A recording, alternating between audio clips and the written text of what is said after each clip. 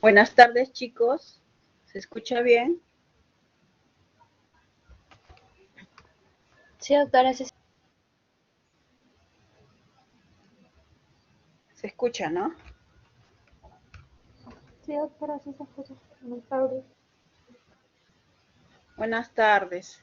Les saluda la doctora Mediana Bazán, gineco- ginecóloga obstetra, ¿ya? Del Hospital de Policía de Life Science, ¿ya? Estoy actualmente en actividad, o sea, si voy al hospital no estoy aislada, ¿ya? Y bueno, hoy día nos tocó, espero que la teoría, espero que todos ya hayan almorzado, que estén tranquilos, reposando, ¿no? Para escuchar. Bueno, este tema eh, no es muy común, ¿no? Más lo detectamos en la parte de consultas o en control prenatal, ¿ya? Y hay veces no se dan cuenta que tienen este tipo de patología, ¿no? Que son las gestantes, ¿no? Entonces comenzamos. Entonces, normalmente los eritrocitos expresan en su membrana diferentes tipos de moléculas, los cuales nos van a dar los diferentes tipos sanguíneos, ¿no? ¿Cuáles son los tipos sanguíneos?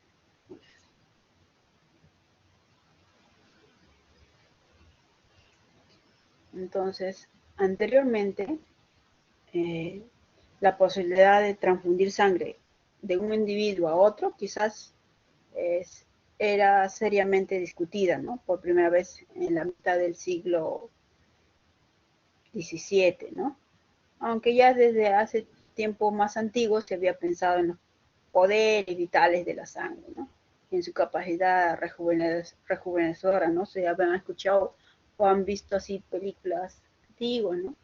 Dice la historia que anteriormente, por ejemplo, que los egipcios tomaban baños de sangre y algunas enfermedades se trataban con la ingestión de sangre de animales, ¿no?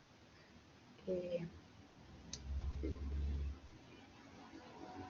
Entonces, la era fisiológica de la historia de la transfusión sanguínea comenzó con el descubrimiento de la circulación de la sangre por Harvey en 1616.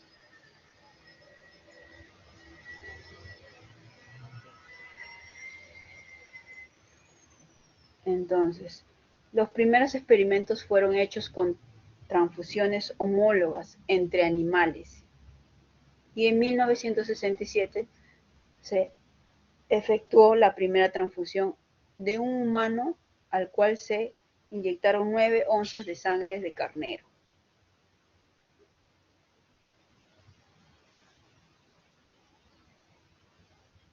¿Ya? Y después de los primeros accidentes y del descrédito del procedimiento, hubo un receso de casi 150 años. O sea, primero le utilizaron la sangre del animal del carnero a una persona humana, pero como no hubo buenos resultados, no siguieron investigando. Entonces hubo un procedimiento, ¿no? Hubo un deceso, ¿no? En 1818, James Brunel, obstetra y fisiólogo inglés, hizo la primera transfusión de hombre a hombre y para 1875 ya se habían hecho unas 350 transfusiones humanas. Pero acá, ¿qué pasó?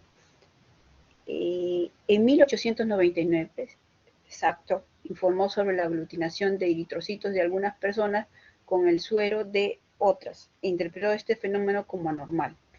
Entonces, fue Karl Landstein,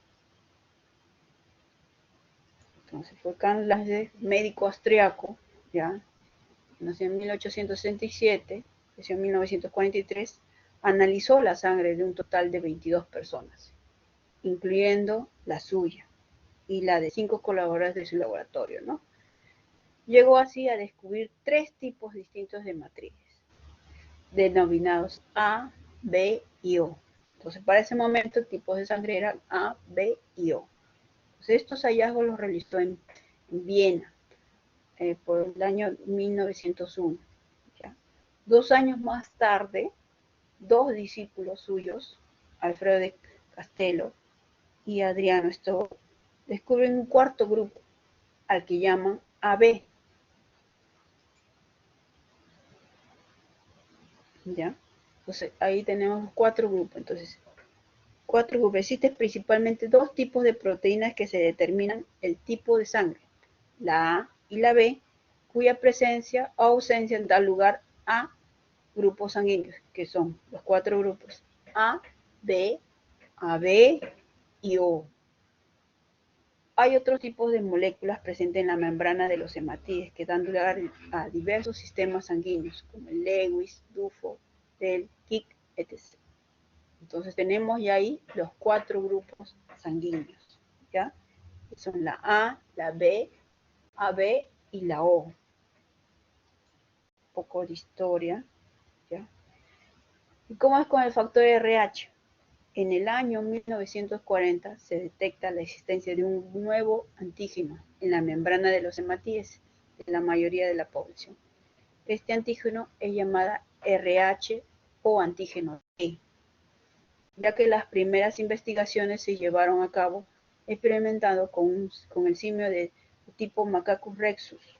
Entonces, el RH es otra proteína que sí está presente en la superficie del glóbulo rojo.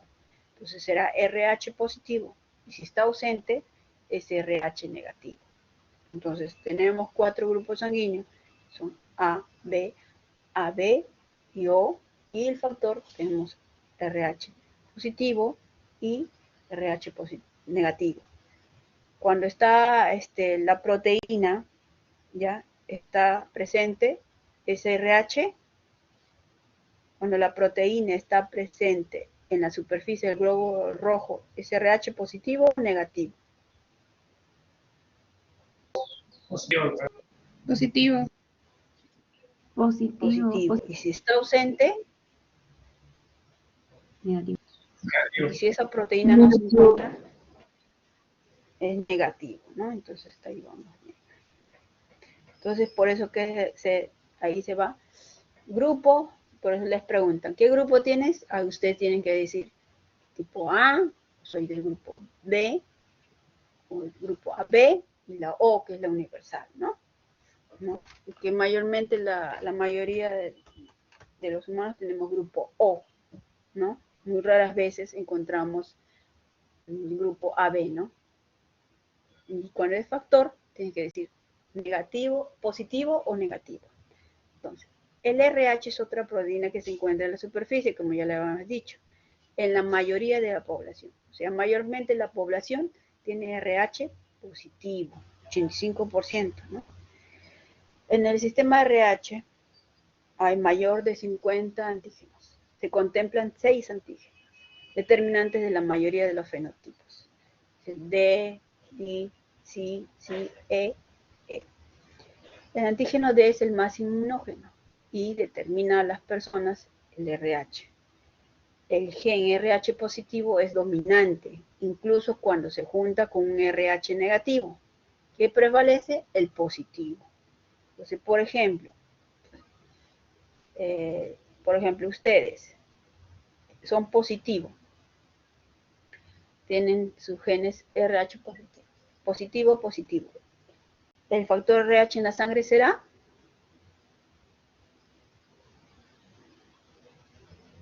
positivo. Si otro de sus compañeros tienen genes RH, este gen es positivo, negativo. El factor, ¿cómo será? ¿Positivo o negativo? Positivo. Positivo porque el gen positivo prevalece, predomina, ¿no? En cambio, si otra persona tiene genes negativo, negativo, el factor RH será Negativo. Negativo. ya, muy bien, negativo. Entonces, por ejemplo, acá juntamos, ¿no? Una pareja. Papá positivo, mamá positivo, ¿ya? Entonces, tienen sus genes, acá, genes positivo, el papá tiene genes negativo, que es este. Pinta. Y la mamá igual, positivo y negativo. Entonces, ¿qué hacemos? ¿Cómo va a salir? Los hijos, ¿cómo se dan?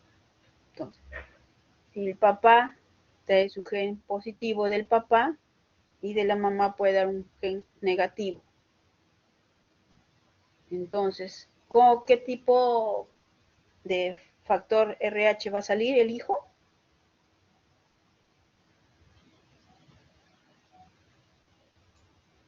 Positivo. Positivo. ¿Por qué? Porque el positivo predomina. ¿Ya?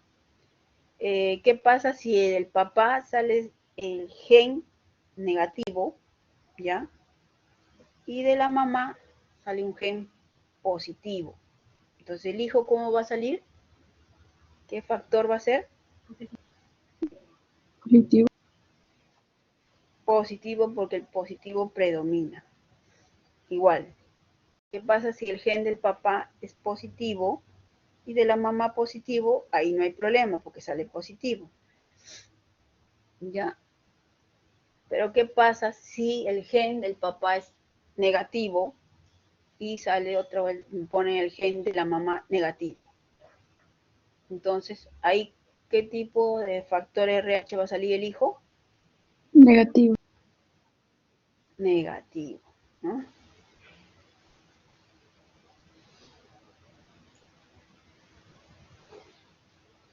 Entonces, no hay problema si se juntan, ¿ya?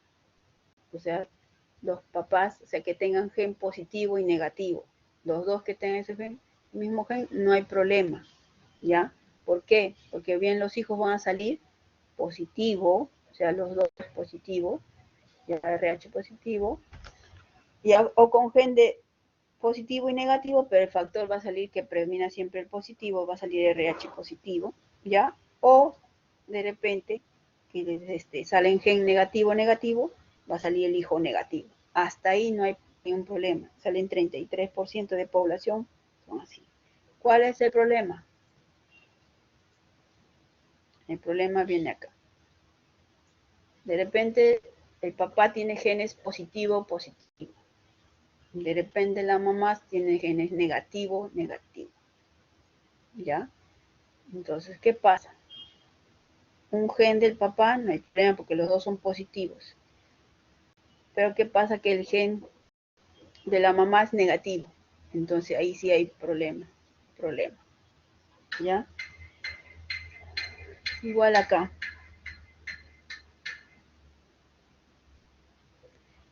Acá no hay cero problemas porque todos son negativos. Los dos son negativos.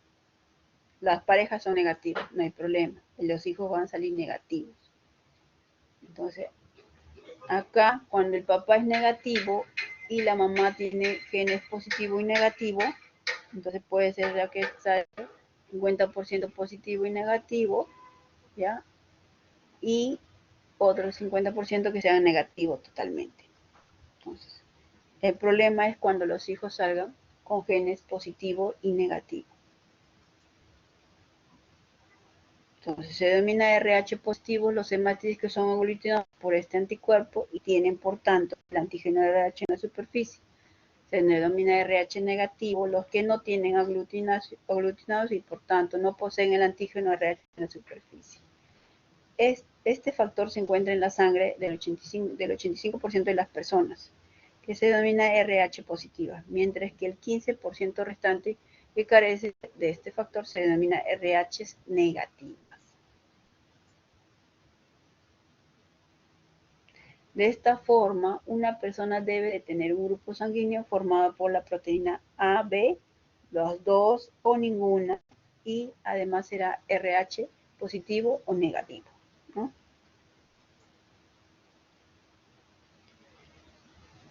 Entonces, cuando es del grupo A, tiene un antígeno A y un anticuerpo anti-B. Del grupo B, un antígeno B tiene un anticuerpo anti-A. Y cuando son grupo AB, tienen los mismos antígenos A y B, pero tienen sin anticuerpos, ¿ya? ¿Y cuál es el grupo O? Pues sin antígenos, o sea, no tienen ni grupo A, o sea, no tienen ni el A ni el B, ¿ya? Pero sí tiene los anticuerpos, ¿ya? Tiene anticuerpo A y tiene anticuerpo B. No tiene antígenos, pero sí tiene anticuerpos A y sí tiene anticuerpos B, ¿ya? Entonces, por ejemplo, una pregunta de examen. ¿Cuál es el grupo de sangre que no tiene antígenos? Que no tiene antígenos, sin antígenos. O. El grupo, ¿verdad? Entonces, vamos a ver los grupos A, B y O. Entonces, en la membrana, siempre en el grupo A, el antígeno A, en el grupo B, antígeno B, en AB, antígeno AB, y en el O no tiene antígeno. En el plasma, ¿no? Los anticuerpos, anti-B, si es el grupo A, el grupo B, anti-A, no tiene el grupo AB, no tiene anticuerpos, y el O sí tiene anti-A y tiene anti-B. Lo que es el factor, ya, si es positivo o es negativo, en la membrana, ya, es el antígeno D, ya, positivo, y el que es negativo no tiene el antígeno D, no tiene antígeno. En el plasma no tiene anticuerpo y si es negativo, que es positivo, tiene el anti-D.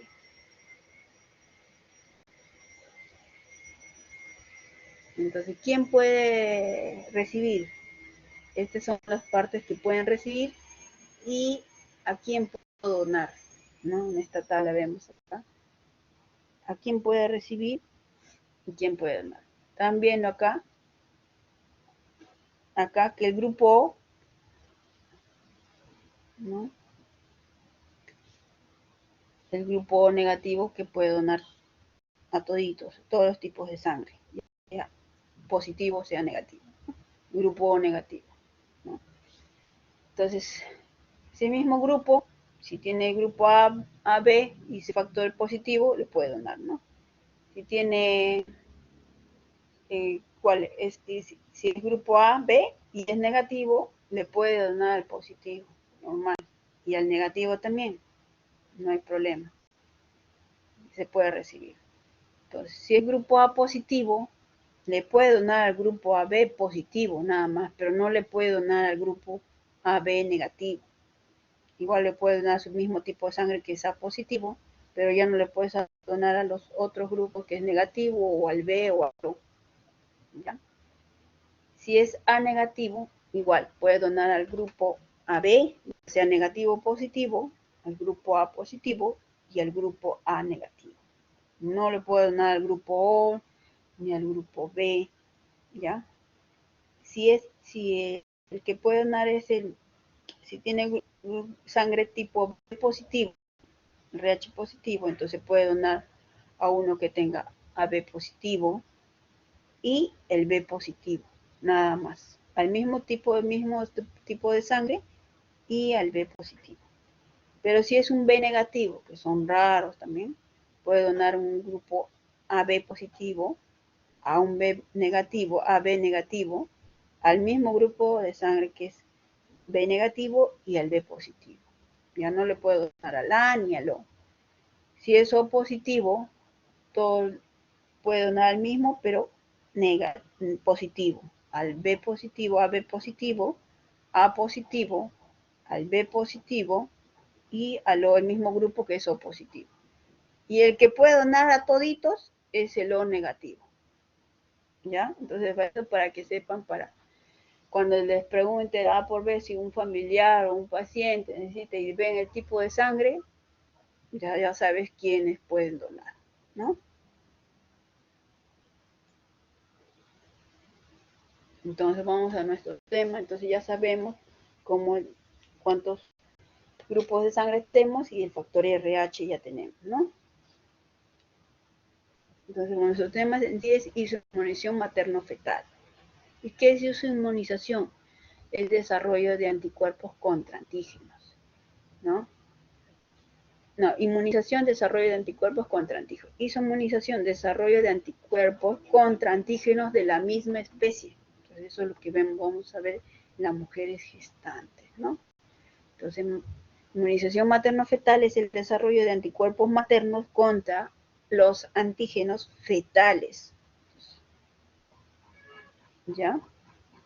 Entonces, desarrollo de anticuerpos maternos contra antígenos fetales.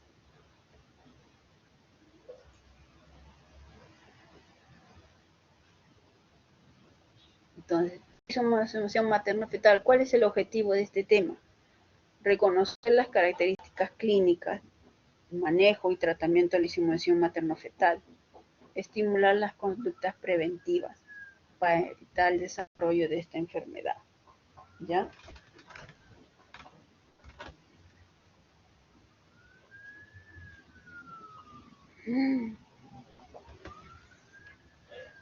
¿Hasta ahí todo bien?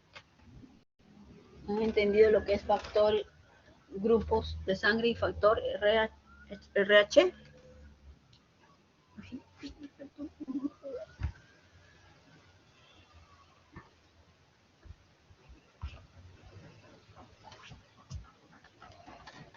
¿Está ahí todo bien? Sí se entendió. Sí, Ya. Entonces vamos al tema así. Esa era como una introducción para que sepan, que se adecúen más al tema, ¿ya? Entonces, los anticuerpos maternos tipo G son de más bajo peso molecular, baja constante de sedimentación y pequeño tamaño molecular, lo cual les permite atravesar la placenta. Los anticuerpos de tipo M son de alto peso molecular, alta constante de sedimentación y molécula grande, por lo cual no pueden atravesar la placenta.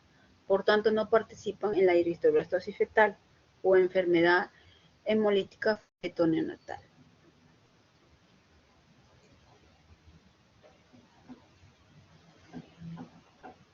Entonces, ¿cuál es la etiología para que forme esta enfermedad, para que hagan esta enfermedad, inmunización materno-fetal? Los antígenos fetales más importantes están en los glóbulos rojos. Entonces, hay una incompletividad, puede haber incompletividad ABO, ¿ya? O una incompletividad RH, ¿ya? Y hay algunos antígenos irregulares o atípicos. Pero ¿cuál es el más frecuente? Incompletividad RH.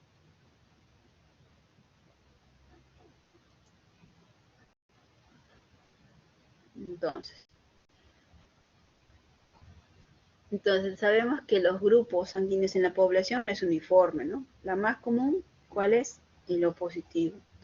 El grupo A es un 22% y el grupo B, que es más poco, es un 7%. Y el AB, que es más infrecuente, es un 1%, ¿no? La frecuencia de individuos RH negativo en México es de 3.5, mientras que Estados Unidos es de 8 a 15%. Potencialmente el 20 al 25% de los embarazzos están en peligro de experimentar incompatibilidad, ¿no? La incidencia de enfermedades hemolíticas de recién nacidos por RH es de un caso por 1000 nacidos vivos, o sea, es poco frecuente. En Perú, Leiva, en 1912, solo el 1% de peruanos pertenece al grupo sanguíneo RH negativo, en Perú. El Coordinador Nacional de Programa Nacional de Hemoterapia y Banco de Sangre del Ministerio de Salud revela esta información, ya que se estaría demorando la atención de urgencias y emergencias o atenciones quirúrgicas por la falta de estos componentes sanguíneos, ¿no? Menciona que la frecuencia de grupos sanguíneos AB es de 3% a 6%. Grupo sanguíneo B es de 5% a 10%. Grupo sanguíneo A es de 10 a 20% y el O, que es el RH positivo, es de 80%, incentivando a la donación voluntaria, que varones podían donar hasta 4 veces en un año, ¿no? Y las mujeres podían realizar 3 donaciones de sangre en el mismo tiempo. ¿no? Entonces, por eso acá ahora se ha visto que hay más publicidad para donación de sangre, ¿no? Es libre, pueden donar, hasta he visto esos movilidades, ¿no? Para donar sangre hasta la Plaza San Miguel, no sé si ustedes han donado, que es normalmente nosotros damos a familiares que están necesitando, pero es bueno donar así para pacientes que lo necesitan, como pacientes con cáncer o niños, ¿no? El gran quemado, gente que necesita. Porque la sangre se renueva, ¿no? Cada 2-3 meses. Bueno, una parte. Entonces, la incompatibilidad B es otro tipo que es muy bajo porcentaje que da. Ocurre más de grupo O con fetos de grupo A o B. Los antígenos anti-A o anti-B de las madres del grupo linaje, por lo cual cruzan más fácilmente la placenta. En cambio, los antígenos A y B se encuentran en las bacterias intestinales, por la cual no es preciso que la madre haya tenido una exposición sanguínea previa, ¿no? Los anticuerpos anti-A y anti-B de las madres del grupo A y B son inmunina M, por lo cual no atraviesan la placenta. En la incompatibilidad BO, la hemólisis suele ser leve. Entonces, cuando hay una incompatibilidad en el grupo de sangre, es mínima, a veces ni nos damos cuenta, porque no alcanza mucha hemólisis. Suele ser algo leve, ¿ya?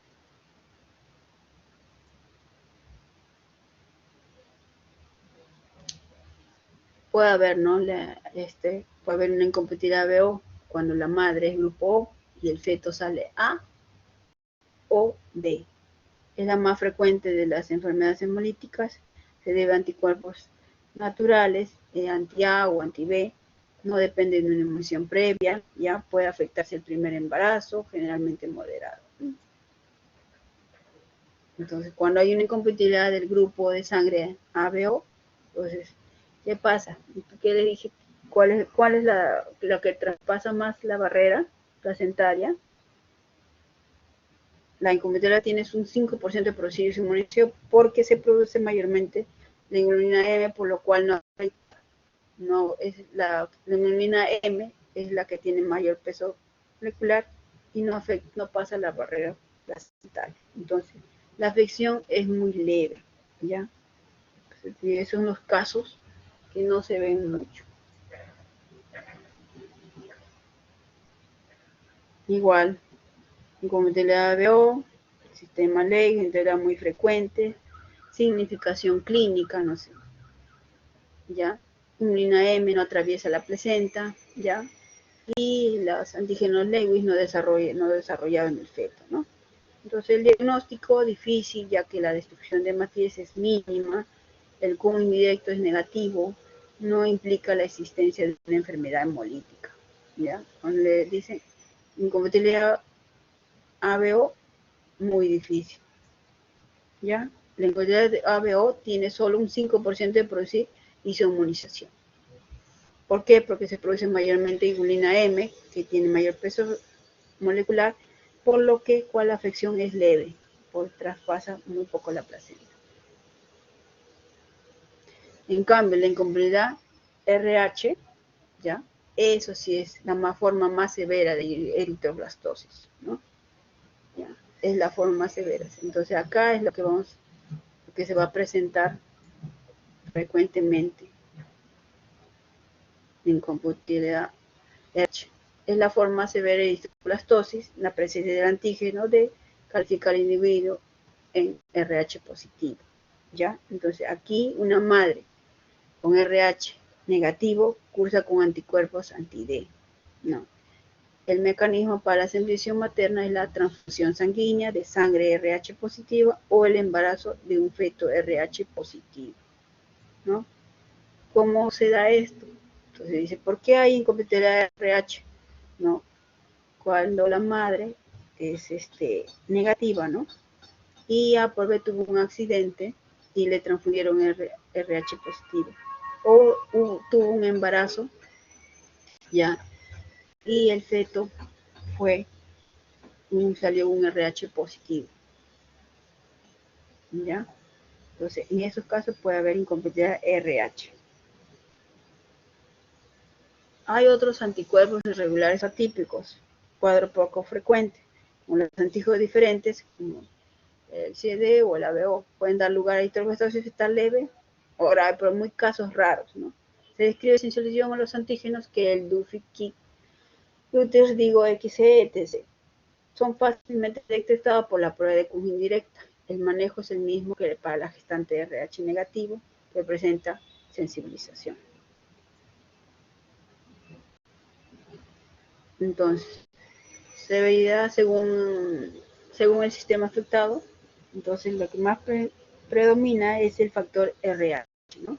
Causa más común de inmunización, incompatibilidad materno-fetal severa, ¿ya? Y gran poder antigénico, ¿ya? Vamos a abarcar más en esto.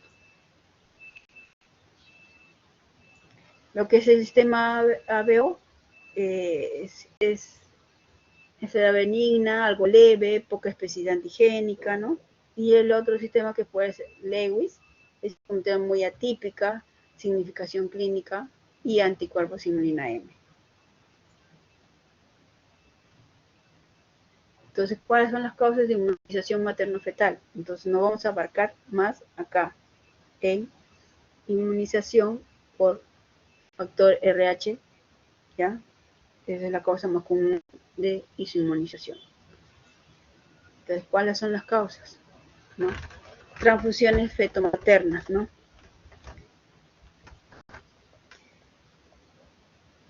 Preparto, el tercer trimestre, embarazo ectópico, DPP, placenta previa, ¿no?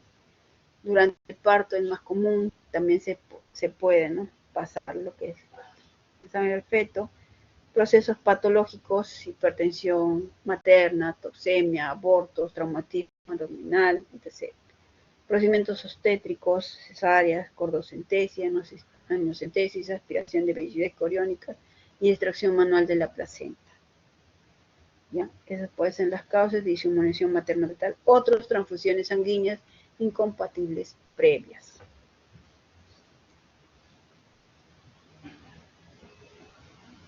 ¿Ya? Entonces, la incompatibilidad RH, respuesta inmunitaria de la madre a los antígenos del producto que no comparte el mismo factor. Entonces, ¿qué pasa? Que la mamá es RH negativo. Entonces, ¿qué tengo que saber? Si el bebé, ¿qué probabilidades hay que el bebé sea RH positivo?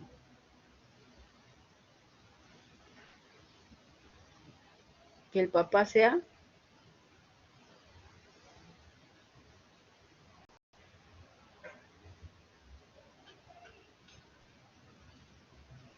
¿se acuerdan del primer cuadrito?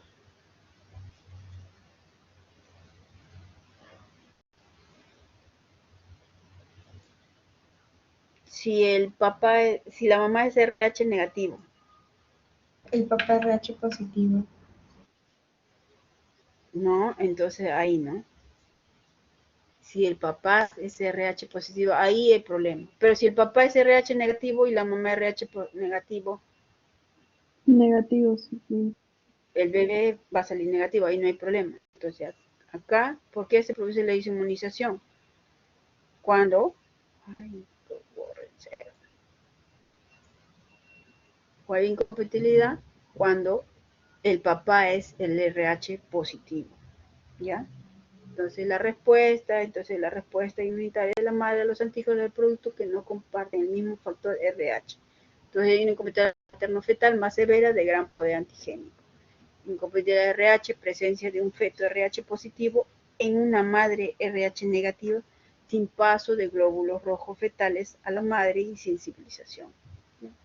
Y su inmunización, producción de anticuerpos maternos como respuesta a la exposición de antígenos de glóbulos rojos diferentes a los propios. ¿Ya? Entonces, a partir de la sexta semana existen ya caracteres antigénicos RH en el embrión. Entonces, ya cuando ya está es un embrión de 6 semanas, ustedes saben que el embrión sale a partir de 6 semanas, entonces ya está produciendo sus caracteres antigénicos, ¿no? De RH, ¿no? Entonces, si es positivo y la mamá negativa, ahí hay problema, ¿no? va a ser su inmunización, ¿no? Entonces, hay tres patologías: incompatibilidad materno-fetal, que es la más severa y gran poder genético. Incompatibilidad RH, entonces es un feto positivo en una madre H negativo, pero no hay pase de glóbulos rojos. Entonces, como no hay pase de glóbulos rojos, entonces ahí nomás se queda, no hay tanto, no perjudica mucho, ¿ya? Pero hizo inmunización, entonces producción de anticuerpos maternos con respuesta a la exposición de antígenos de glóbulos rojos diferentes a los propios, ¿no? Entonces ahí sí va a haber una enfermedad. Entonces, la inmunización puede ocurrir si un número suficiente de eritrocitos de un RH positivo entra en la circulación de una madre RH negativa, ¿no? El volumen necesario para causar inmunización varía, ¿ya? Durante el proceso de nacimiento, las células de la sangre del feto pueden escapar hacia el torrente sanguíneo materno. Estas células se pueden reconocer como extrañas, son de un tipo diferente al de la madre, y puede ocurrir un proceso natural de rechazo con la formación de anticuerpos, ¿no? Entonces, ¿qué pasa? Entonces, puede ser que la mamá sea RH negativo, el papá positivo, entonces sabemos que como predomina el positivo, el bebé va a ser positivo, ¿no? Entonces, pero ya avanzó todo su embarazo, no hizo ni una enfermedad, o sea, no hizo una enfermedad de incompatibilidad materno-fetal, ¿no? Pero ¿qué pasa en el momento del nacimiento?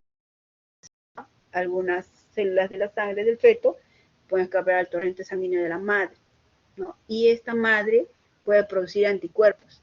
Pero si ya nació, ¿a quién va a afectar?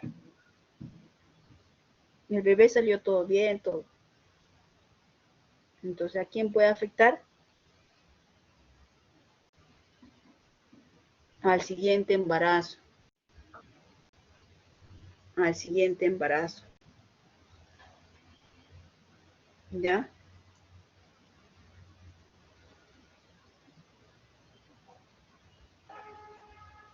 Entonces, como estaba diciendo, eritrocitos fetales entran a la circulación materna. Entonces, puede haber un sistema inmune materno, sintetiza anticuerpos contra el RH positivo del producto, ¿no?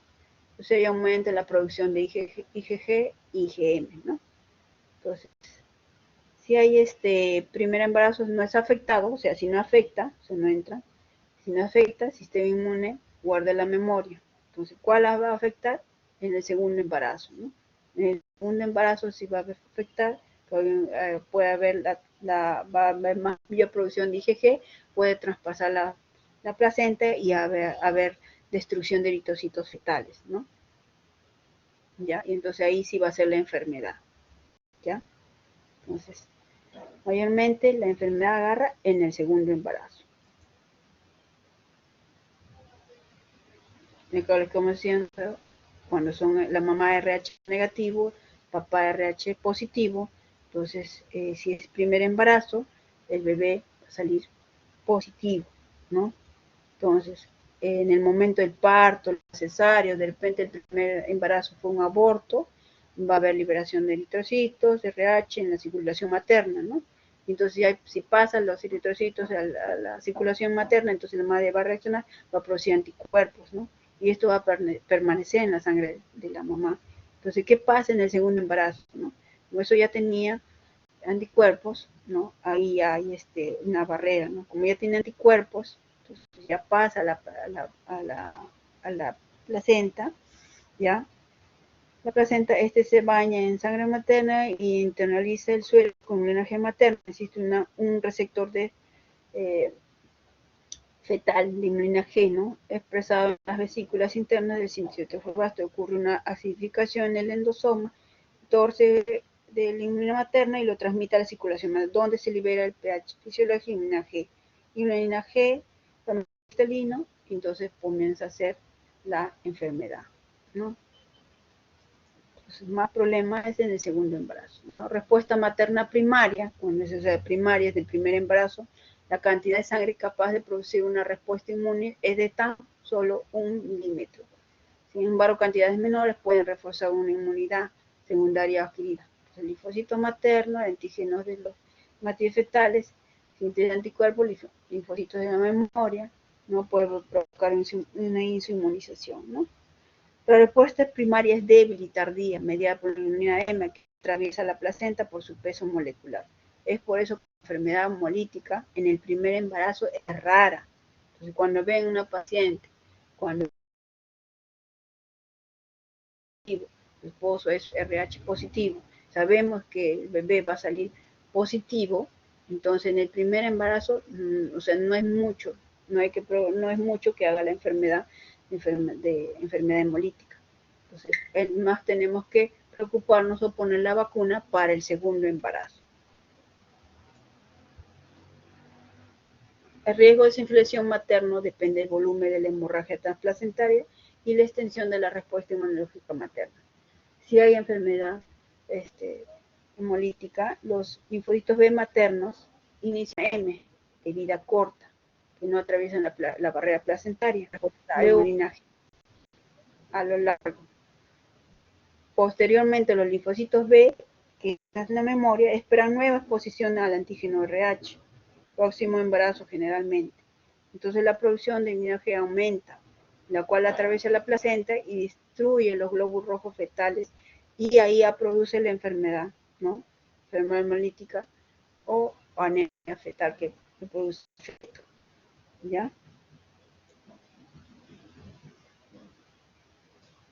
Entonces, respuesta materna secundaria.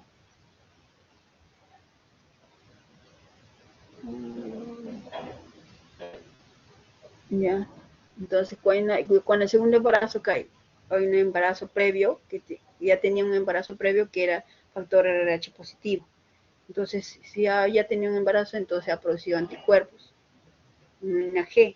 Entonces, inmunina G, como de bajo peso molecular, sí atraviesa la placenta. Entonces, para el segundo embarazo hay una reacción, ¿no? Entonces, y puede haber una hemólisis. Y puede ser la enfermedad hemolítica perinatal. Más problemas en el segundo embarazo. Acá vemos, ¿no? Cómo pasa el inmunina G por ser bajo peso molecular, sobrepasa la placenta, que sobrepasa al feto, ¿no?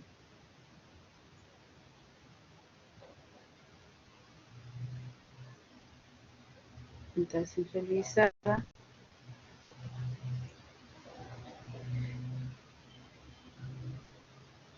Este puede ser la primera embarazo, ¿ya? Produce la inmunidad G, pero no ataca acá, lo que es el feto, ¿ya? Primero ahí está, hasta ahí patente. ¿Qué pasa con el segundo embarazo? Ahí sí ya comienza. Entonces sus anticuerpos sobrepasan y ahí ya comienza a ser lo que es demonio. Entonces, ¿cuáles son los factores de riesgo o eventos, ¿no? Que pueden ser que sensibilizan a la madre? Parto espontáneo, o sea, parto tóxico, abortos, 3%, parto instrumentado, que ahora ya no se utiliza, parto por cesárea, únicamente, remoción manual de la placenta, parto de nalgas o podálico, preeclampsia, hemorragia anteparto, atonía uterina o otras causas, o una neocentesis. ¿Cuál es la que más causa? Parto por cesárea, que tiene mayor porcentaje, o remoción manual de la placenta. Causa de inmunización: transfusión de sangre RH positiva o una RH negativa. Hemorragia feto-materna es la principal causa de paso de matrices fetales RH positiva en circulación materna. Pacientes drogadictas RH negativas que comparten jeringa con compañeros RH positivos. O trasplantes de órganos, ¿no?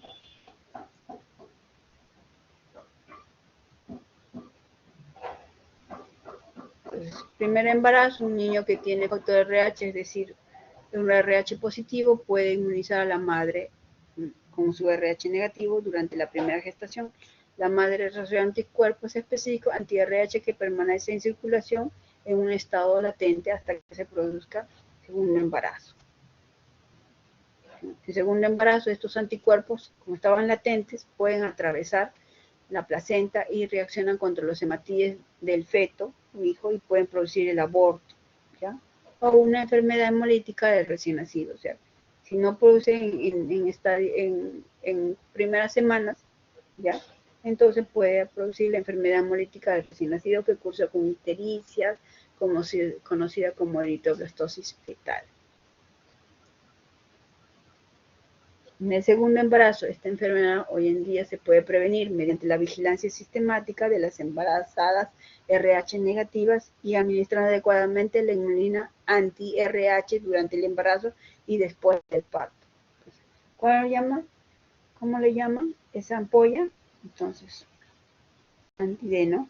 Hace años los problemas de RH causaban los casos de ictericia más graves, pero ahora pueden prevenirse aplicando la antiglobulina anti-D, ¿ya? A la madre durante el embarazo y dentro de las 72 horas después del parto, que le impide que la madre forme anticuerpos que pueden poner en peligro al siguiente bebé. Entonces, si tú tienes tu gestante que es RH negativo, que sabes que su pareja es RH positivo, entonces es más probable que el bebé sea RH positivo. Entonces, ¿cómo haces o para qué le pones, mejor dicho, qué le pones para prevenir que haga la enfermedad del segundo embarazo?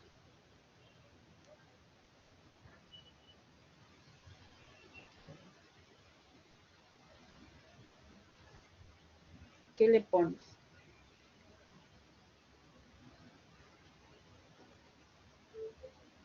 ¿Qué le pones? Una antihemoglobina anti. La antiglobulina anti-D, ¿no? Entonces, ¿en qué momento le pones?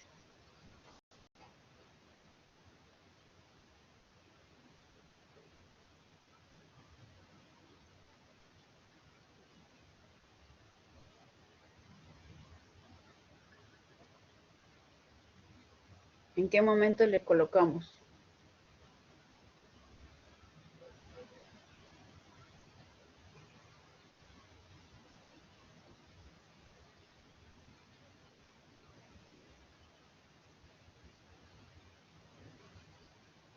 ¿En qué momento colocamos esa ampolla? Entonces, si tú descubres que ustedes saben que los primeros meses, cuando tienen sus controles prenatales, ustedes mayormente son los que van a descubrir que esa madre es RH negativa, ¿no? Entonces, lo primero que tienen que hacer es mandarle sus pruebas, ¿no? Sus pruebas de Kunz, ¿no?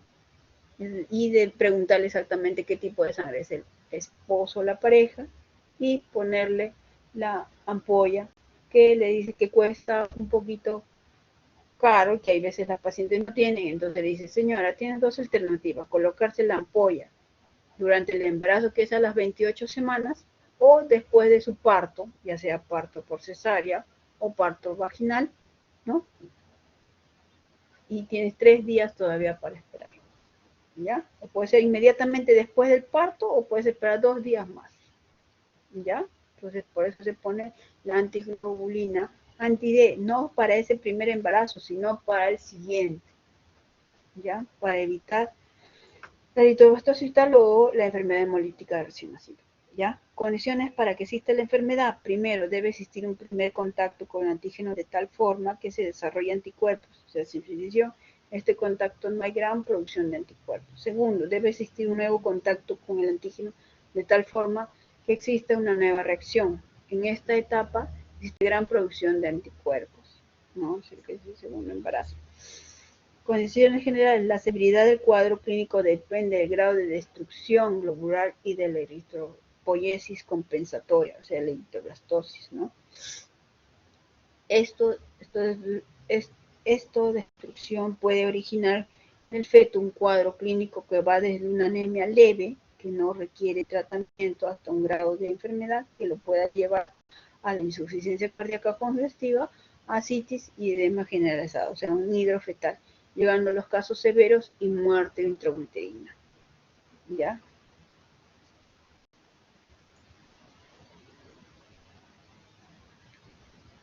Entonces se clasifican 3.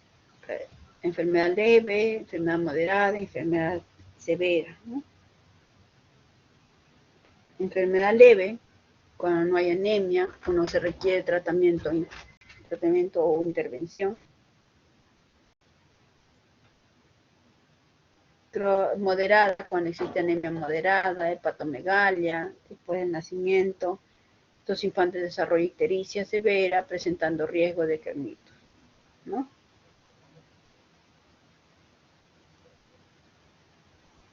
Enfermedad severa, cuando los fetos presentan anemia severa, hemoglobina menor de 6 gramos por mililitro por decilitro, se encuentra hidrofetal, hinchados, ¿no? Fetales, abdomen y protuberancia y edema cerebral. El abdomen procedente es por aumento del hígado y el vaso, consecuencia de la hidrotropoiesis extramedular, así como de ascitis, o sea, tiene líquido dentro del abdomen. Ya edema general se pensaba que era secundario a la falla cardíaca o liposis y demás. El paciente plantea que exista disfunción hepática por la eritropoiesis tópica en el hígado, y lo cual produce hipoproteinemia fetal, dando como resultado edema general y la ascitis, ¿no? En el feto hidrópico se encuentra la placenta engrosada, hematoso, que impide el pasaje de los precursores de las proteínas, ¿no? Es necesaria la transfusión intrauterina, de lo contrario se produce muerte intrauterina, ¿no? Entonces, así puede ser como cuando tengan la enfermedad severa, ¿no? Enfermedad hemolítica severa, ¿ya?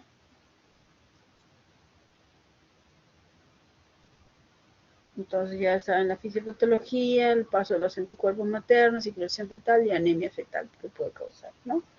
Es la más intensa, cuando mayor sea el paso transplacentario de inmulinas. Esta anemia ocurre después de las 20 semanas de gestación.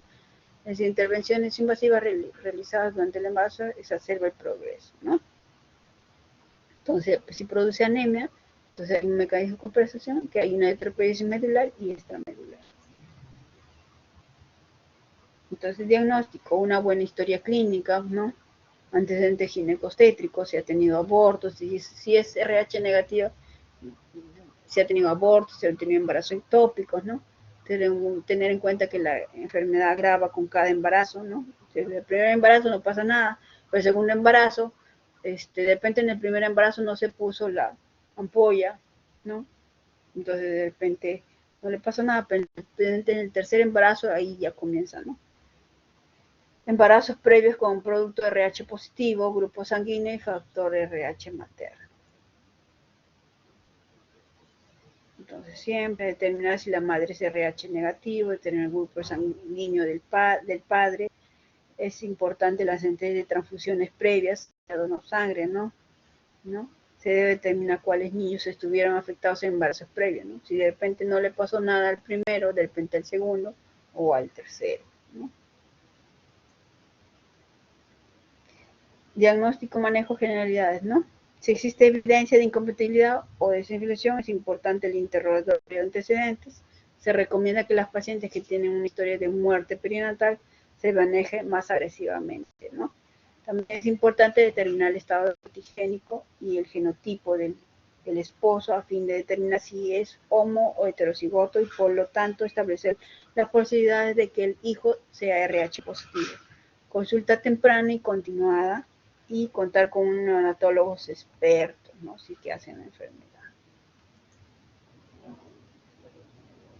Diagnóstico y manejo se basa en mediciones del cuerpo materno, análisis de líquido amniótico, análisis de la sangre fetal, ¿no?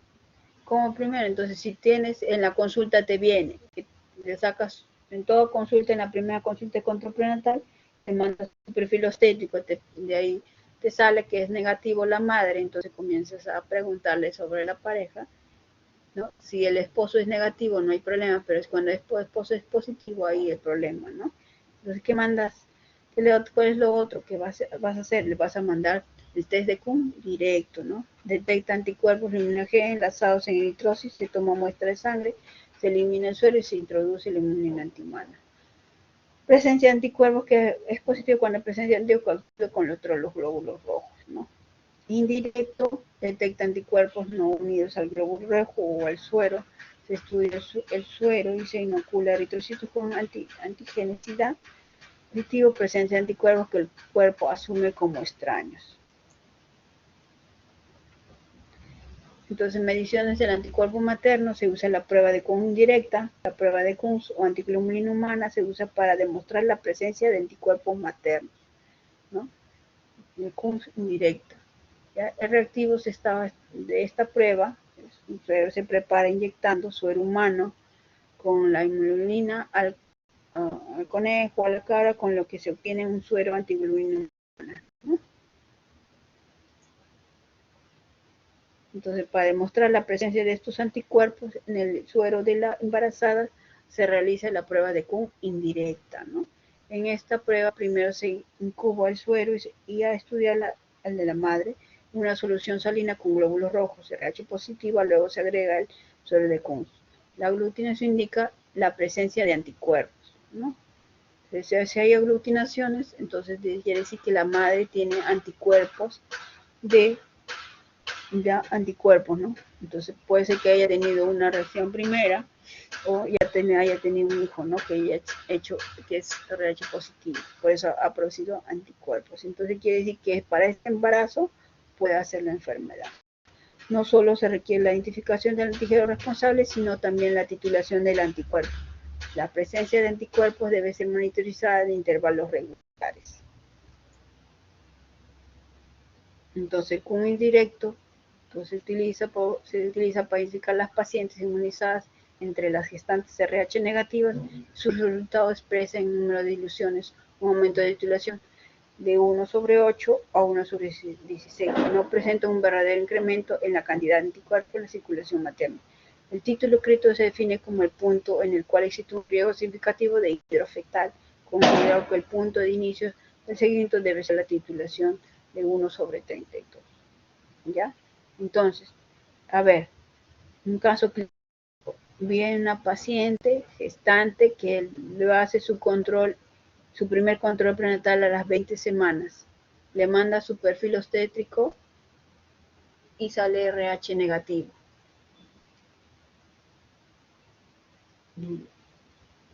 ¿Qué haces ahí? El COMS indirecto, doctora.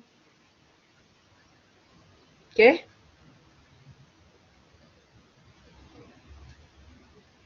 No te escuché. Lo primero que tendríamos que hacer en este caso es el COMS indirecto. Entonces pides, muy aparte de interrogarla bien, no preguntarle qué tipo de pareja, qué tipo de sangre es su pareja y mandarle su CUM, ¿no?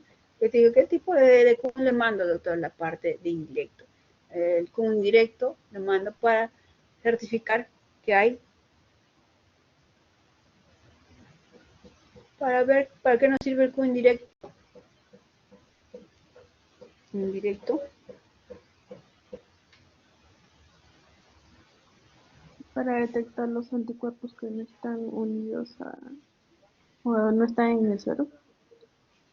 Claro, ¿no? Para detectar anticuerpos que están circulando, ¿no? En la mamá. Anticuerpos, ¿no? Anticuerpos. Entonces, para eso nos sirve el CUM directo, ¿no? Entonces, si sale positivo, quiere decir que el bebé puede hacer la enfermedad. Si sale negativo, no hay problema, ¿no? Pero también no es poner el CUM directo, o sea, indirecto si es positivo o negativo, sino también ver la titulación, ¿no? Es posible el conocimiento directo del RH negativo en efecto mediante técnicas invasivas, aumento de riesgo de civilización. También podemos ver el amniocentesis. Juega esto, ¿no? Juega un papel importante en el establecimiento del diagnóstico y tratamiento de la inmunización RH. El líquido amniótico que se obtiene sometido a un análisis espectrométrico para determinar el nivel de bilirrubinas, ya que este nivel se considera como un indicador indirecto de la severidad de la hemólisis fetal. Lee en 1961 describió la técnica. Extrajo líquido amniótico por amniocentesis. ¿Cómo se hace esto? Entonces, por guía ecográfica, pones tu ecógrafo en la pancita y con una aguja de gran calibre, ¿no? Por medio del de la guía ecográfica, ves donde no hay placenta, ¿no? Esto le extraes líquido, ¿no? Haces tu amniocentesis, ¿no? Entonces, el método de Lie consiste en medir por espectrofotometría el incremento de la densidad óptica del líquido amniótico que va de a 450 metros, que longitud de ondas, ¿no? Se recomienda realizar esta medición después de las 26 a 28 semanas de gestación, ¿ya? Entonces 26, 28 semanas, ¿no? Ya, así obtenida se traslada a una gráfica, se divide en tres zonas o tres grupos.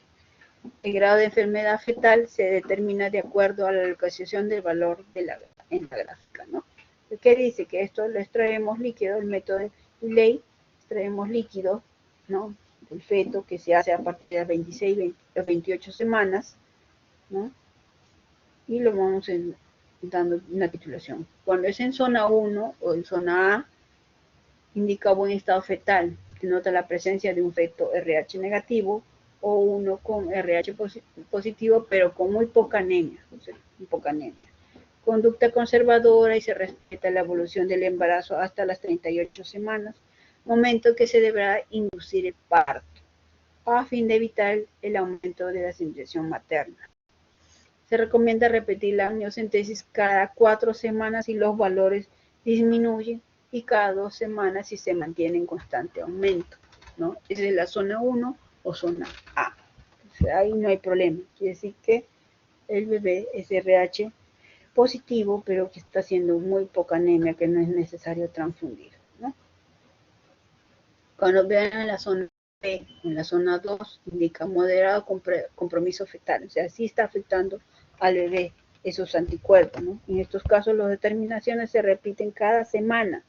Esta prueba la hacemos cada semana, aun cuando los niveles disminuyan y penetran en la zona 1, ¿ya?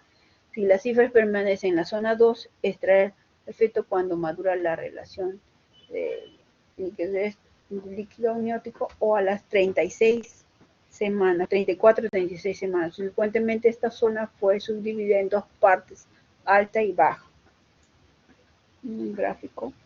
La zona 3 o la zona C refleja enfermedad grave. Extraes líquido y le pones, ¿no? Lo cuantificas y de repente te sale en la zona 3 o en la zona C. La conducta a seguir depende de la madurez del feto, ¿no? Si le estás haciendo a las 28 semanas, ¿no? Entonces ya te está avisando que está grave este bebé, entonces ¿qué haces? Maduras al feto, ¿no? Si es posible. Si la gestación es menor de 32 semanas, las pacientes deberán recibir transfusiones intrauterinas. Entonces, quiere decir, si está en la zona 3, tiene una anemia fetal severa, entonces le puede hacer una transfusión, ¿no? Al bebé. Y inducir la madurez fetal con corticoides, o sea, madurar el pulmoncito del bebé. Conseguida la madurez del bebé, deberá interrumpir el embarazo por cesárea, ¿no? El hecho de que no se hayan producido muertes fetales previas no aseguran que el embarazo actual no determine en una pérdida intrauterina. Entonces acá están, como decían, zona 1, zona 2, zona 3, zona A, B o C, ¿no? Aquí la zona B se divide en dos, ¿no?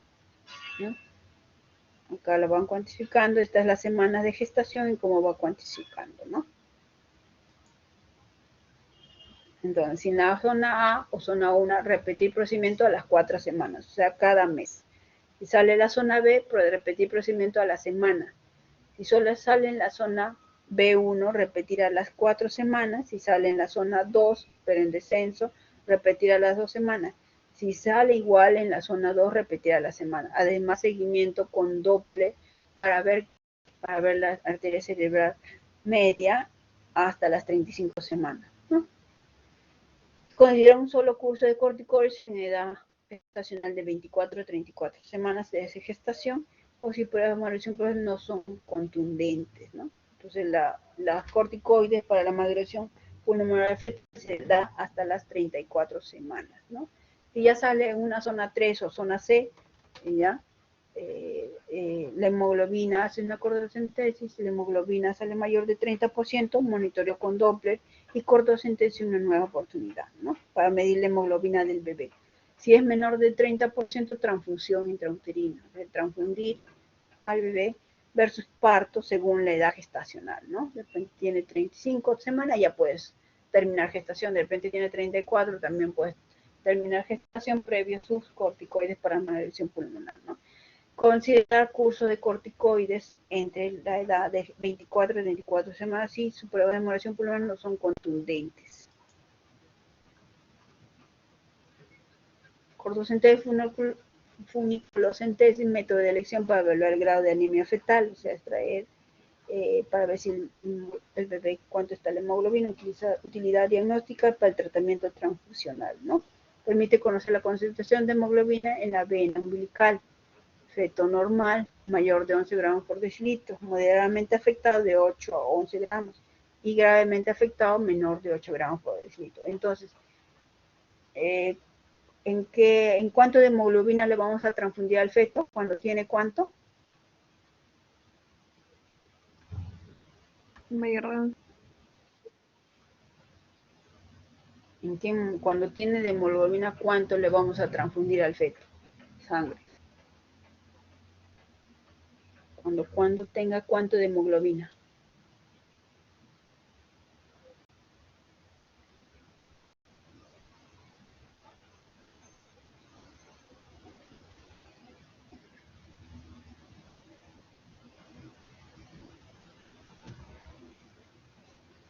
Cuando tenga cuánto de hemoglobina.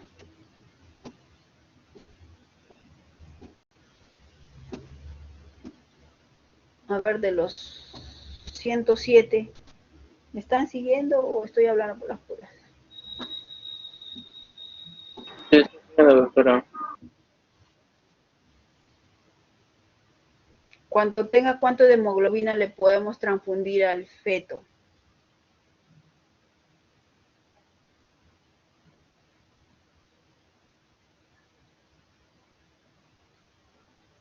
A ver, alguien por ahí.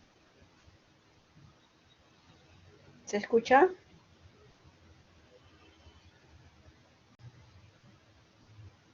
¿Me oye? Sí, doctor, se lo escucha. Sí, doctora, se le escucha. Ya. ¿Y alguien me puede responder?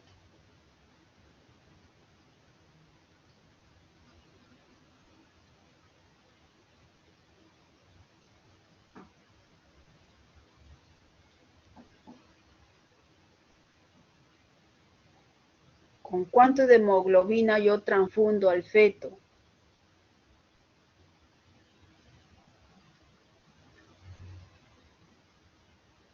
Estamos hablando hemoglobina fetal, no de la mamá.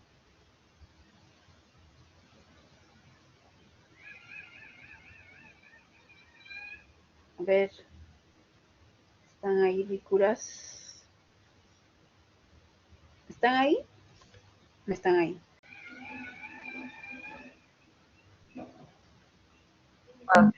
¿Nadie?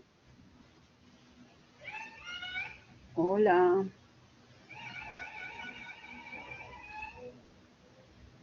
¿Alguien?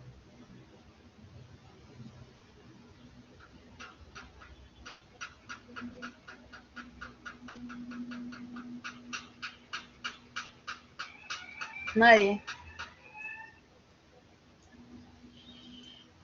¿Nadie?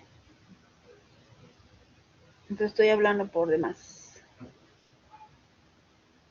¿Con cuánto tengo que transfundir cuando el feto tiene de hemoglobina cuánto?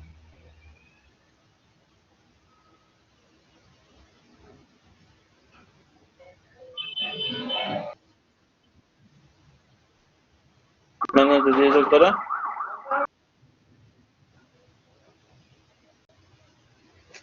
¿Menor de cuánto dijiste? Menor. Se escucha entrecortado.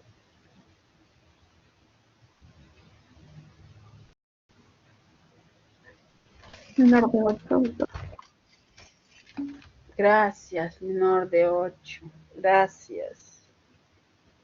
¿No? Entonces, ¿qué hacemos? O sea, para ver que este bebé, sobre todas las pruebas que estamos haciendo, ¿no?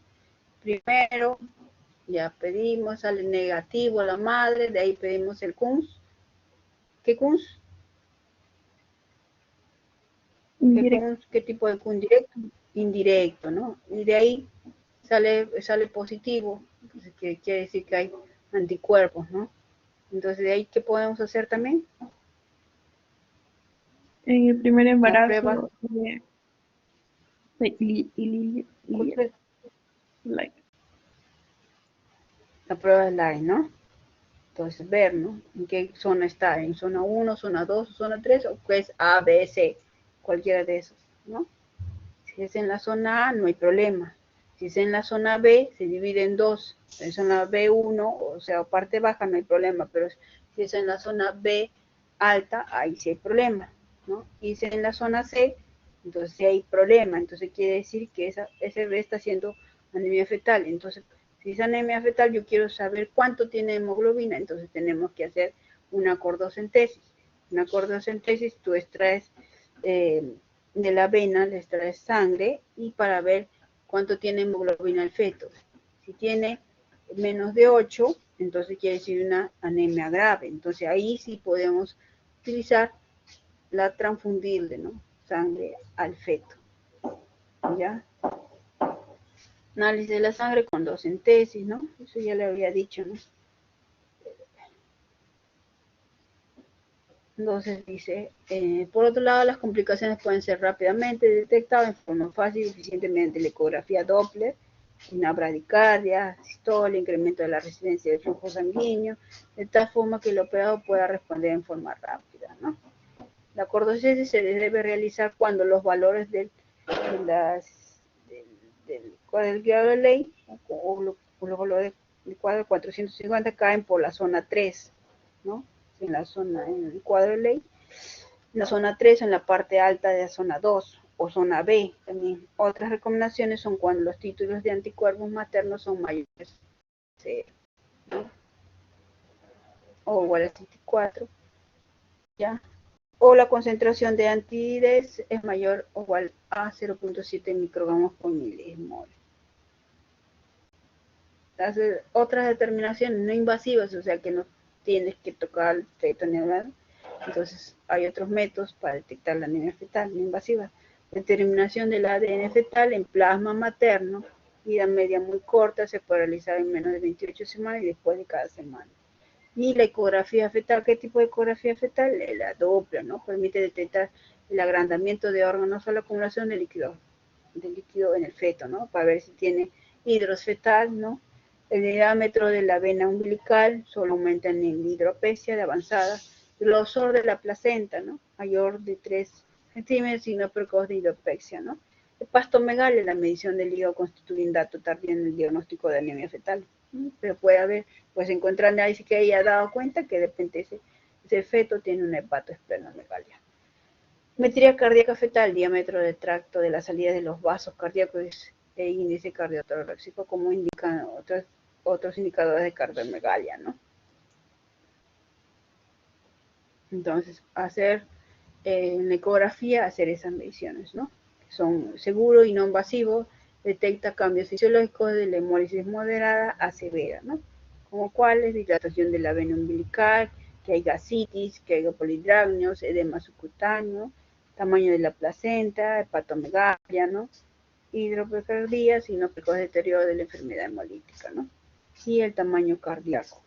Todo eso vas a ver, puedes verlo en una ecografía obstétrica morfológica, ¿no?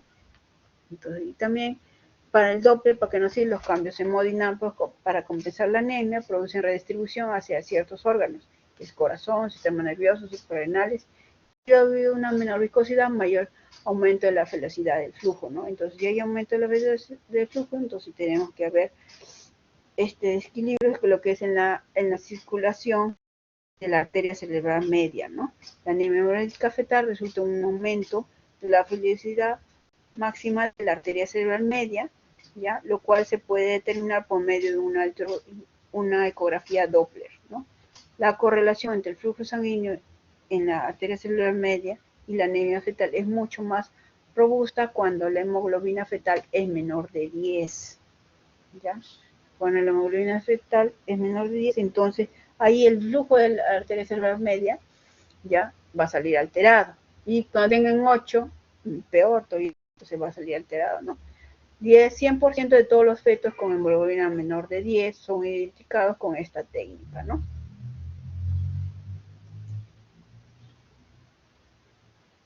Entonces acá vemos en el Doppler, indicamos, ¿no?, lo que es la arteria cerebral media, lo normal, y cómo se ve una ecografía con una arteria cerebral media alterada, ¿ya?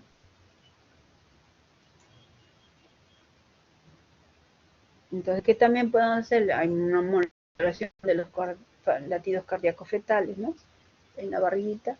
Permite hacer un seguimiento de forma indirecta y no invasiva de la gravedad de la anemia fetal. Los ritmos sinusoidales, cuando se mantienen a más de 5 minutos, se correlación con valores de hemoglobina fetal mayor o inferior a 7, límite de tolerancia. Tratamiento, ¿cuál es el objetivo del tratamiento? Disminuir los títulos de anticuerpos maternos, ¿ya?, en lo que vemos en el punto directo. Mejorar la anemia fetal, ese es nuestro propósito, ¿no?, para que damos tratamiento. Evitar complicaciones como la hemólisis, ¿no?, de la enfermedad perinatal, ¿no?, ya. Alcanzar madurez fetal para inducir al parto, o sea, que el bebé cumpla mayor de 36 semanas, y tratamiento materno, ¿no?, disminución de los anticuerpos maternos, inmulinas endovenosas, tratamiento fetal. En el tratamiento fetal, tratamiento de elección para anemia fetal grave, realizar mediante codocentesis, transferencia de sangre fresca o RH negativo. Transfusión intrauterina, transfusión intraperitoneal o transfusión transvascular, tratamiento con promesitacina, que no utilizamos normalmente, plasmaferites tampoco, otros, ¿no? Transfusión intrauterina cuando la titulación es menos de 450 en líquido amniótico, se encuentra en una zona 3, ¿ya?, o el hematocrito fetal es menor de 30% y la inmadurez del feto es tal que correría un gran riesgo si ésta fuese extraída. Entonces, de repente tienes una titulación en la zona 3 que te dice que tiene anemia fetal y el feto es prematuro, se indica la transfusión intrauterina. El objetivo es inyectar eritrocitos concentrados del grupo RH negativo que sean compatibles con la sangre materna. Entonces, pero si es RH positivo, entonces, ¿qué tipo de sangre le vamos a pasar? Entonces, tienes que pasar el mismo que sea compatible con la sangre materna. Entonces, tiene que ser RH negativo, ¿ya? Mejora el pronóstico del feto anémico, particularmente el grupo hidrópico.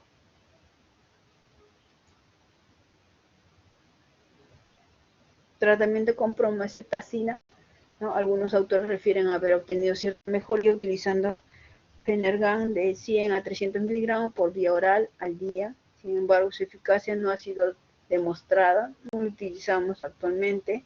En principio se creyó que era un diurético fetal, posteriormente se consideró que inhibía la fagocitosis de los eritrocitos fetales cubiertos por los anticuerpos maternos. Plasmaféresis, se ha recomendado la plasmaféresis para intentar disminuir los anticuerpos anti-D en la sangre materna. Los resultados no son claros y se han aplicado en pocos centros. Normalmente tampoco lo aplicamos. El tratamiento materno, la eficacia de la profilaxis con hemoglobina D, que eso mayormente sí nos ha funcionado, fue demostrada ampliamente, pero la causa más frecuente, el aparente fallo es de la profilaxis postparto, es la inmunización antenatal, que sucede en 0.7 a 1.8% de las mujeres gestantes, ¿no? La administración de inmunoglobulina D en la semana 28 de gestación, cuando es combinada con la administración de postparto, reduce la incidencia de riesgo de inmunización a 0.2%. ¿Qué quiere decir eso? De repente, ella tuvo su hijo, se le puso la vacuna o la inmunoglobulina D después del parto de su primer hijo, pero también se puede poner lo que es para la siguiente gestación, la segunda gestación, a las 28 semanas. Eso disminuye el riesgo de inmunización al 0.2%. La dosis postparto estándar de hemoglobina D, que es 300 microgramos, contiene suficiente anticuerpos D para prevenir la sensibilización por lo menos 15 mililitros de glóbulos rojos fetales. De positivo, aproximadamente 30 mililitros de sangre fetal. Manejo RH negativo cuando no son sensibilizados, obtener grupo RH con indirecto en primera visita prenatal, En caso de trauma, hemorragia del tercer trimestre, amniocentesis, biopsia de vellos y coral, está indicado el uso de inulina anti-D, de administrar 300 miligramos de inulina anti-RH por cada 15 mililitros de sangre fetal. Al parto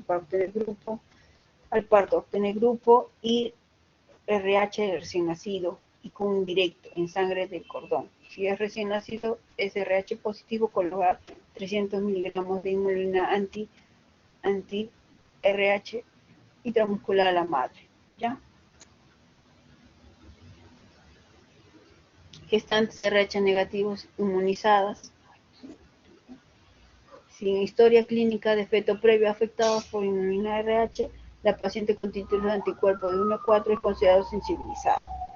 Si se debe solicitar test de Kunz indirecto cada 4 semanas hasta las 24 semanas, luego de la cual se debe continuar cada 2 semanas. En caso de alcanzar títulos críticos de 1/32, debe hospitalizarse para toma de muestra de fluido del líquido amniótico para la espectrofotometría y extrapolación de la curva del delay o de la de Quinn.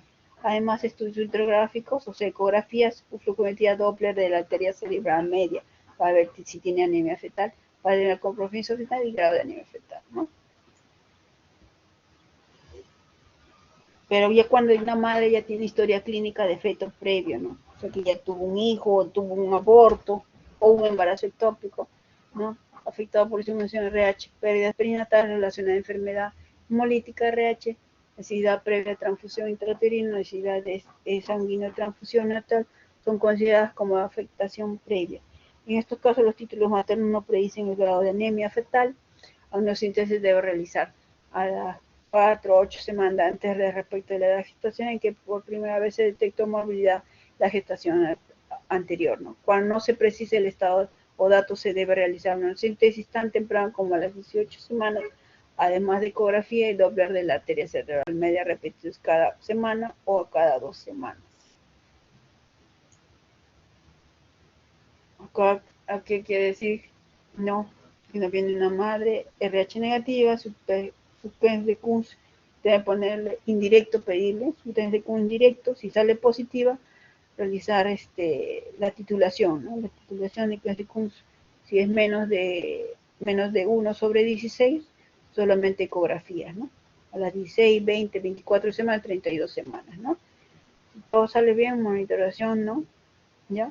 Y puede ser parto a término, ¿no?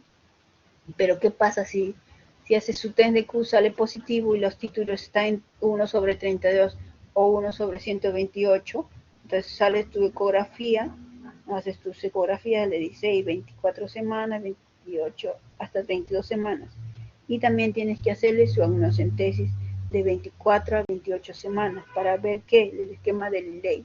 En el esquema del ley vas a ver si tengo una zona B, zona C, ¿ya? ¿Ya? Entonces, si está en zona A, no hay problema. Entonces, repetir cada 4 semanas, 21 a 28 días, ¿no? Y confirmar el valor por curva descendente. Y el parto puede ser a partir mayor de 37 semanas, que es un parto a término. Pero que sale en la zona B baja.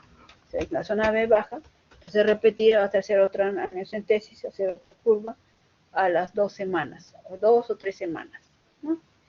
Entonces, si sale curva estacionaria o descendente, no hay problema. Entonces, el parto puede ser mayor de 37 semanas. Pero ¿qué tal si sale en la zona B, en zona B alta? Entonces, la amniocentesis repetir a las máximo a la semana o 2 semanas. Y si no hay problema, la curva es ascendente. Si la curva es ascendente, ¿no? La transfusión intrauterina, ¿no? O sea, si va avanzando, ¿no? Va avanzando, ahí hacerle la transfusión. Pero ¿qué tal si pasa? Hacemos el esquema y tal si pasa a la zona C de inmediato, ¿no? O sea, va a la zona C o la zona 3, ¿no? Se confirma el valor de qué edad gestacional tiene el feto. Si es inmaduro, ¿no? Hacerle transfusión intrauterina, pero si es maduro, ya terminar gestación, ¿no? ¿Qué tal si salen los títulos de un indirecto mayor de 1/256? Se le su ecografía para ver si tienen en fetal, su ecografía Doppler y también hacer la neocentesis, ¿no? Mayor de 24 semanas y vernos en el esquema del ILEI, ¿no? Entonces, para eso nos sirve la tipificación del conflicto, ¿ya?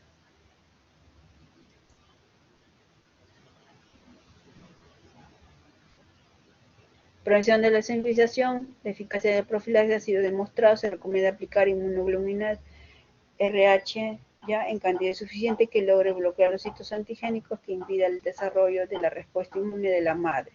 Indicaciones: a toda paciente no sensiblemente de RH negativas o bien RH negativas, ya en casos de aborto, amniocentesis, hemorragia, embarazo ectópico, gestantes, ¿no?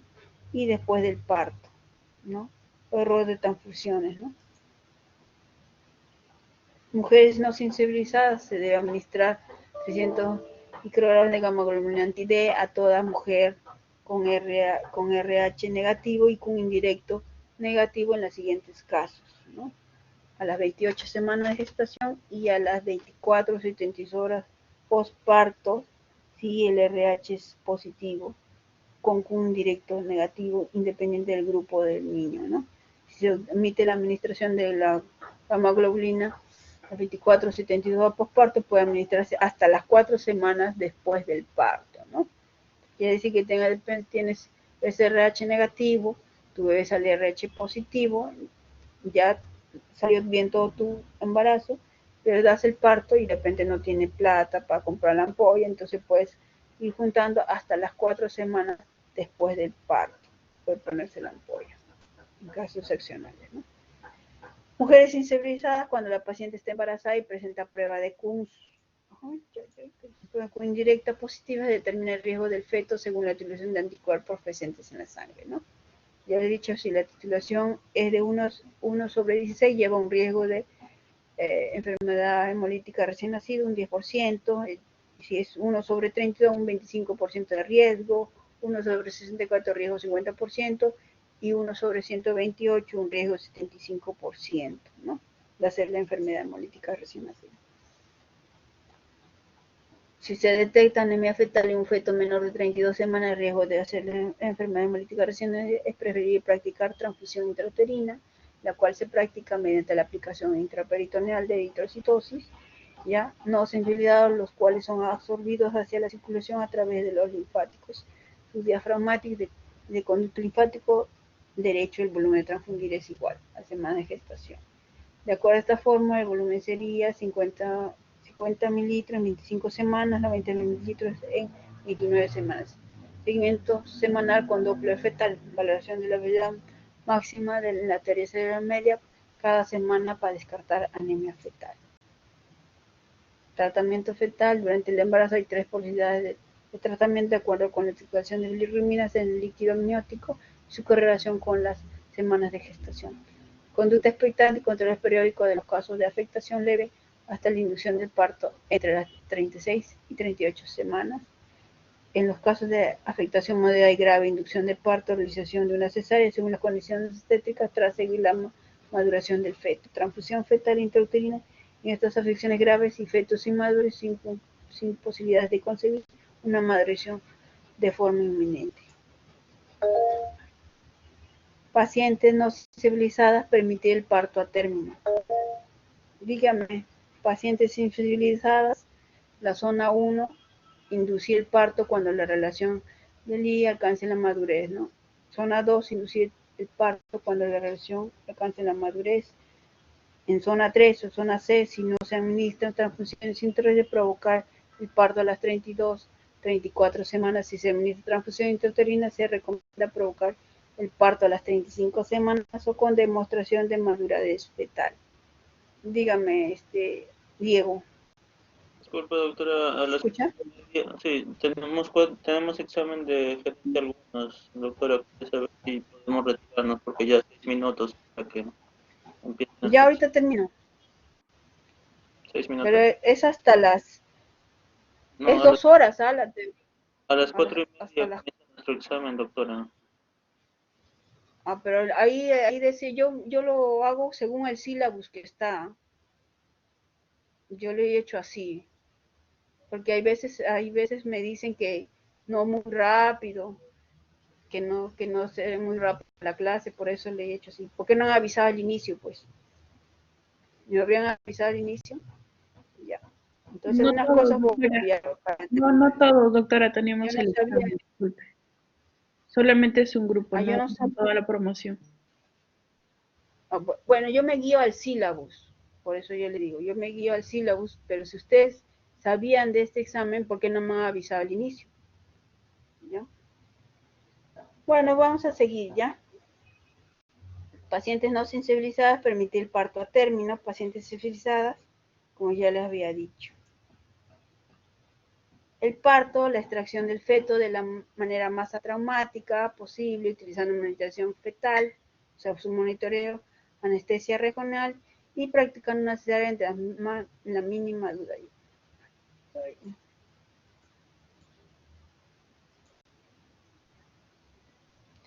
Interrupción del embarazo pretende rescatar al feto de la acción de los anticuerpos maternos. Hay que tener en cuenta que estos fetos tienen diversos grados de afectación, por lo que se realiza inducción del parto y debe monitorear continuamente.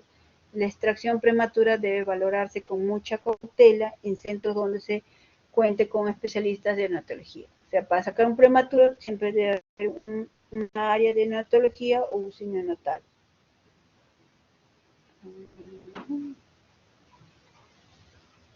Acá ya no es obvio. Recién nacido, la fototerapia es un recurso para algunos casos límites en que se indica sanguinotransfusión y es siempre con una ayuda de ella, ¿no? La repetición de una sanguinotransfusión está determinada por la evolución horaria de la concentración de la bilirrubina, es cuando ya son recién nacidos. Complicaciones en la inmunización puede producir aborto, como ya he dicho, muerte fetal temprana o tardía, anemia, ictericia, hepatomegalia, ¿no? O una hidrofetal, ¿no?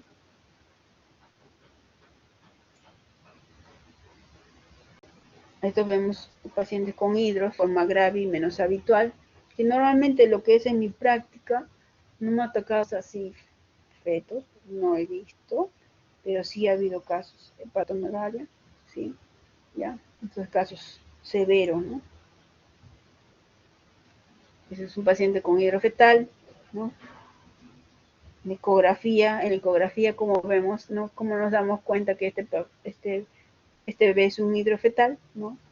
Por la translucencia nucal, ¿no? Hacemos una biopsia de trisomía 18. El síndrome ictérico hemolítico, una anemia a predominio indirecto. Entonces esto que pueda provocar un prosincarnitum, ¿no?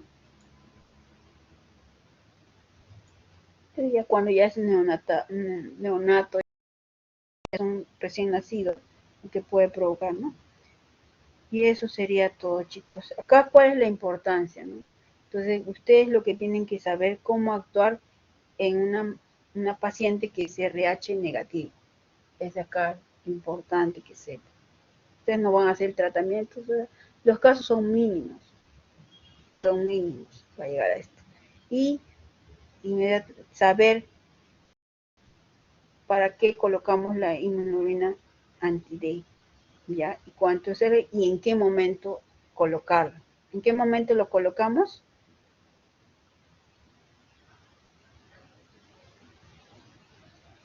La semana 28. Semana 28 o después del parto o hasta 3 días, ¿no? Y en casos excepcionales hasta 4 semanas, ¿ya? Entonces espero que le hayan comprendido. Entonces ya pueden ir a su examen, ¿ya? Entonces ya nos vemos para la próxima clase. Bueno, chicos, hasta acá es todo. Gracias. Pueden ir a su examen. Gracias, doctora. Muchas gracias, doctora. Gracias, doctora.